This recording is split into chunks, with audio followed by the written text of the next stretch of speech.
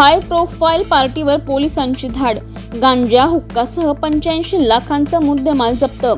शहरातील एका high profile पार्टीवर पोलिसांनी टाकलेल्या धाडीत मोठी कारवाई करण्यात आली।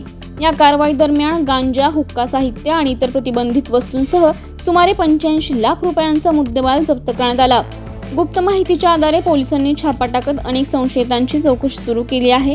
पार्टीमध्ये अंमली पदार्थांचा वापर होत असल्याचा संशय व्यक्त करण्यात येत आहे।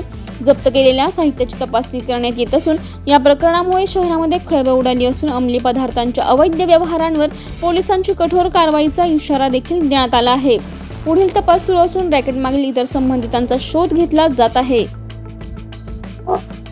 मॅडम काय कारवाई? लोणीकंद पोलीस स्टेशनच्या हद्दीमध्ये तुळापूर परिसरामध्ये इथं एक मध्यरात्री एक पार्टी सुरू आहे आणि ती परमिशन शिवाय आहे, अवैध पद्धतीने आहे अशी माहिती पोलिसांना मिळाली होती।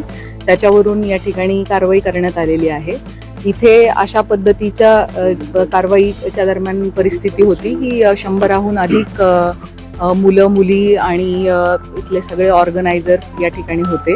त्यांच्याकडे त्यांनी कुठली परवानगी वगैरे घेतली आहे का ह्याची पडताळणी केली असता असं लक्षात आलंय की एक्साईजची त्यांनी दिनांक 6 रोजी 1 वाजल्यापासून ते रात्री 11:30 वाजेपर्यंतची परवानगी त्यांच्याकडे होती, परंतु ती परवानगी संपल्यानंतर देखील त्यांनी या ठिकाणी दारूची पार्टी ही कंटिन्यू केलेली आहे।